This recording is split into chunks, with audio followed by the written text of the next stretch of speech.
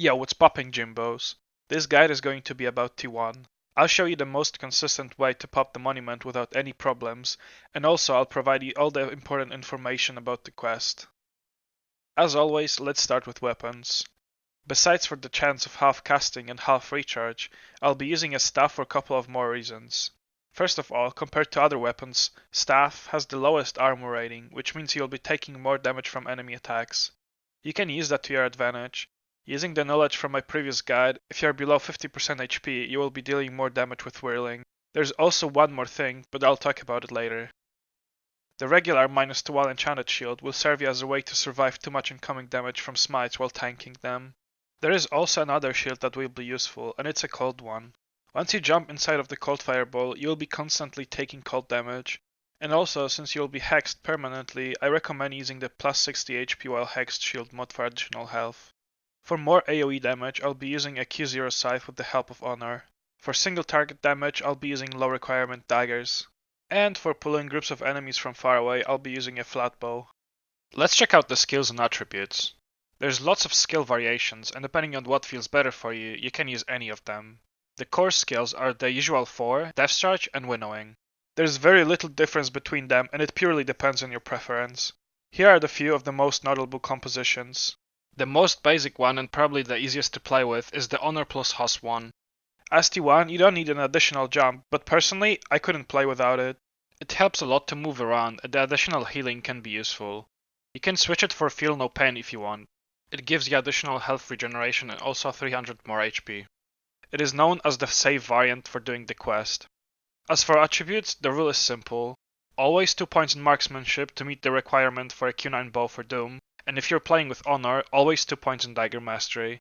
Instead of Honor, you can use Finish Him, but then instead of daggers, you should be using your Q9 flatbow with the marksmanship headpiece. And then you can remove your points from dagger mastery, since you won't be using those, and add them to wilderness survival so your winnowing lasts longer.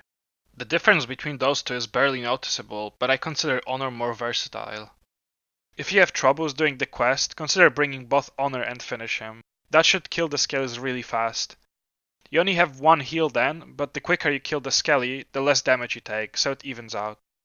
In terms of additional equipment, there's one item that makes the whole thing much easier. It's the Everlasting Mob Stopper.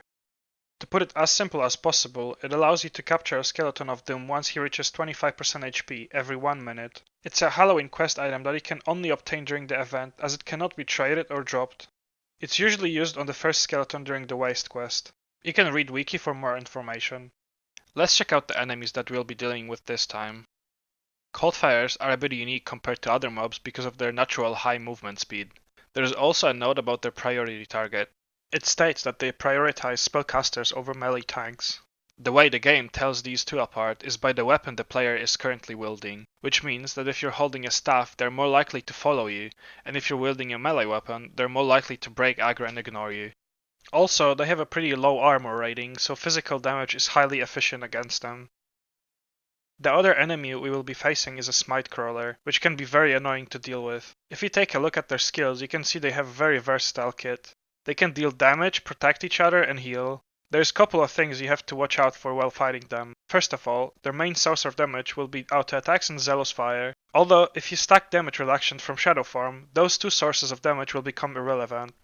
Even though Smites and Coldfires aren't hostile towards each other, they're still considered as foes, which means they won't fight naturally, but they still can apply effects on one another. For example, Frozen Burst can hex the Smites, and it's very important to avoid that because it's a quite deadly combination with Smite's hex removal.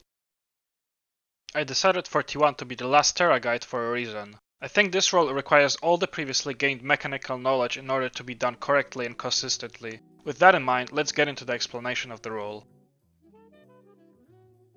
There are many different ways to do wastes, but as I already said, I'll show you the most consistent and safe one. At the beginning of the run, your job is to pull all the enemies from the area leading to mountains into wastes. This action is called Waste Pull. In order to do it as fast as you can, use Shroud much earlier, while you're waiting for the T2 to do a pull.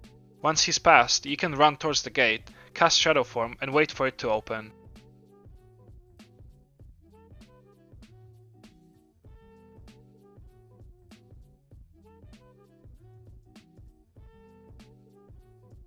Aggro the bladed and run to waste, hugging the left wall. If you run too close to the right side, you might trigger an important patrol of threshers and pits, which can be annoying for the T4.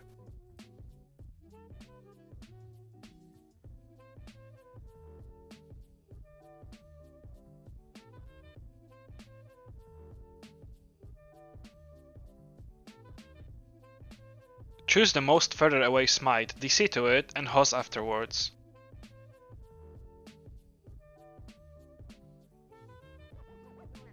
Stick to the right side of the path, not to trigger the Skelly patrol in the middle. That way, later you will be killing him in a more convenient spot. Avoid the Coldfire's patrol that will be going through the crossroad. While you are waiting for them to pass, you can use Shadowform and Shroud.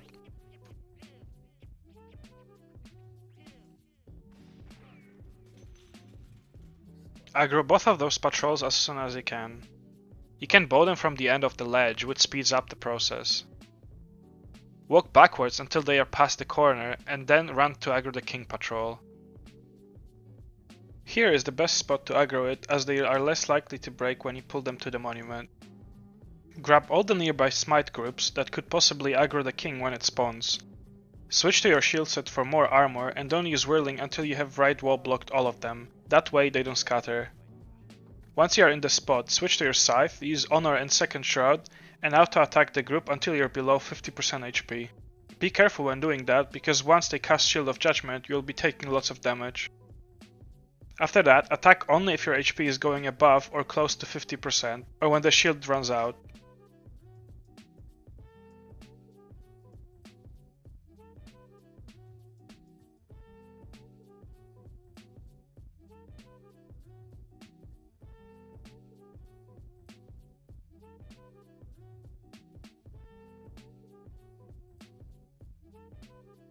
Once all the important smite groups are dead, run forward with your daggers on to force the less important coldfires to break aggro and kill the skeleton.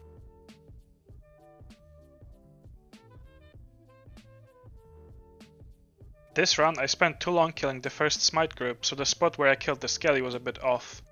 If everything is done in time, you should be killing him around here, which triggers the monument coldfire group sooner, and they end up patrolling into you and not blocking your way later.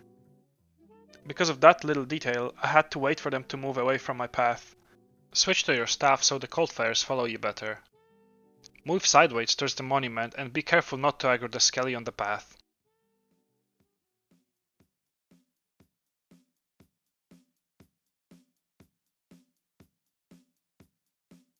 Carefully walk up the ramp, not too far, to make all the smites follow you and ball up better. Stand at the edge of the stone in order to right wall block them. Depending on the position of the spawn of Driders, the glitched one might walk into you automatically. If he doesn't, pull the other two Driders down by walking back and kill one of them. Next, if you see any coldfires being glitched or running back to you, you can either kill or ball them up with the rest of the group. Ha! Pranked! Ha! Got him!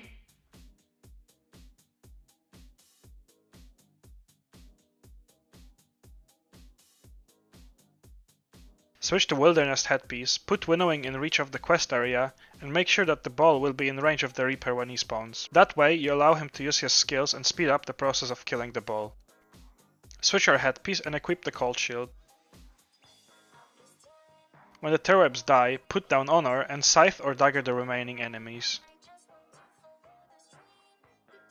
After all of them are dead, run up to the ledge and make sure there is no coldfires on the King. If there's one, you can either pull him to the Reaper and kill him together, or take the quest when he's patrolling away from the King spawn. Even when the King is completely alone, he won't die, provided that you don't let any Terwebs pass during the quest. When he has an Ice Elemental with him, he might even manage to kill the Coldfire. If there's more than one, you probably weren't following the instructions closely enough and did something wrong. In that case, you have to use a stone to kill them, that is if the T3 didn't need or already used one, or just don't do the quest. If there's none, everything is fine. Immediately after you take the quest, you will be facing two Terweb groups, one that goes to the King and the other to the Reaper. Usually the one that spawns more to the right will go that way, and that group specifically is the one that you're supposed to bow. The left one usually should be in your Death Charge range when they naturally run towards the Reaper. Sometimes if they're clumped up, you can bow the closest target and the rest of them will chain aggro. After around 3 seconds since the quest take, one of the turrets from each group will start moving, and shortly after, the second one will follow. After reviewing some of my recordings, I noticed that the one that's moving as second is usually the closest to you, and that is the one that you should target. Depending on how close the groups spawn, you might be able to bow them sooner, and some other times you will have to reach the most further forward point on the ledge, which is here. You will gain confidence regarding the range of your bow after some runs. Let me go through all the spawns that will occur during the quest. So first, you get the obvious 4 that we already talked about. The first skelly spawns around here, and that's where you should put Honor right after you DC down. Stand on the right side of the skelly if you can. That way, you instantly gain aggro of the white terror that spawns on the far right. If you can't, just let it pass or hoss from it. After the skelly is dead, position yourself for the second one. Put down Honor again and dagger him. While you are doing that, 2 more yellow Driders will spawn. Immediately after the skelly dies, death charge to one of the Driders in the center, that way you gain aggro of the yellow terror on the right. The last skelly has already spawned. At this point you're waiting for 3 more spawns which will occur somewhere around as shown in the picture. After the spawn following the white Terwebs one, you can start killing the last skelly. You can easily separate him from the rest of the aggro by running forward, which will make him reset and be ready to spike. You can kill him along with the white riders. While you're doing that, the last spawn will occur somewhere around here. Those were all the approximate spawns for the quest and how to prevent losing any of them. Let's see how this looks like in practice.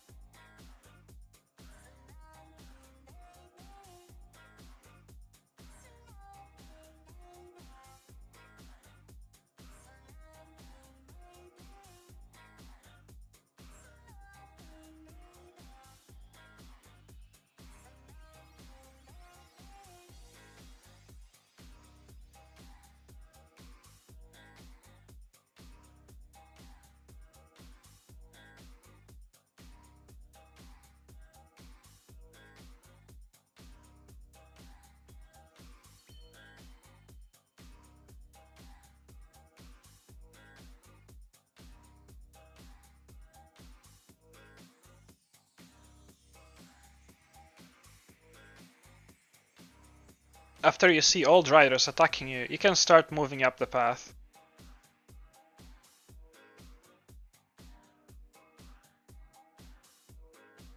This is not okay. This needs to stop now. This is cancer.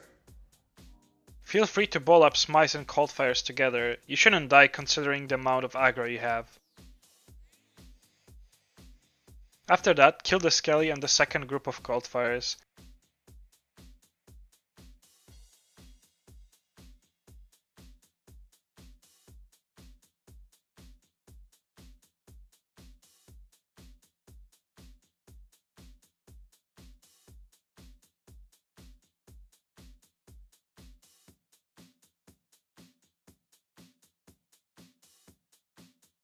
Once they are around 25% HP, you can cast Winnowing and jump into the ball. Although this run I decided to play it a bit risky and not kill the Skelly, which means I do not have time to cast Winnowing.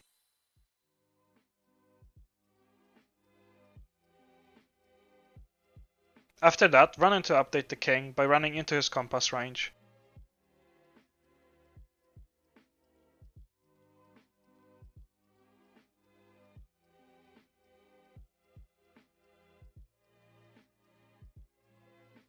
Hoss or attack the spider and walk sideways to get him up the path.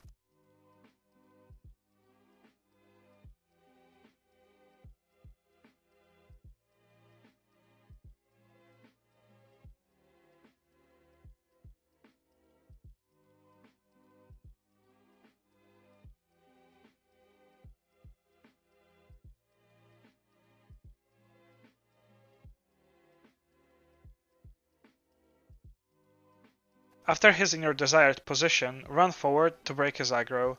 He should stay glitched on the wall.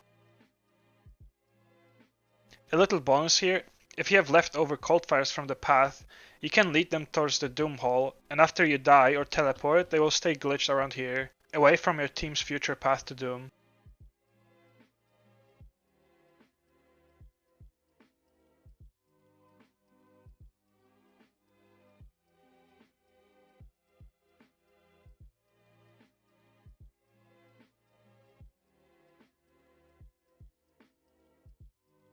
During your normal T1 gameplay, you'll find out that not every time all the patrols will be synchronized well, and some things will be off.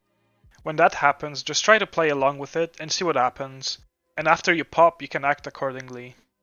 During the quest, if you are really late with killing the Skelly, consider using a Dream Rider if you are sure you're not going to make it in time. A Power Stone to recharge your heals is also an option. You will find spawns difficult to bow. That happens. Sometimes they can spawn really far away and there's nothing you can do about it. If you choose the wrong target and your arrow gets obstructed, first of all, don't panic. Just stand where you are and fire another one, and DC to the closest target afterwards. I made a video on that quite some time ago, I'll leave the link in the description. If the king is having some trouble skilling aggro, skip doing the path and go help him out. That's probably it for Terra guides for now. I'm currently trying to record some more footage of main team rolls, with little success because usually always something goes wrong and the run fails, or it's just not good enough to make a video of. Oh well, anyway, thanks for watching. I hope I helped you even in the slightest to understand Terra rolls better. Feel free to ask questions in the comment section below or by PMing me in game. See you in the next one.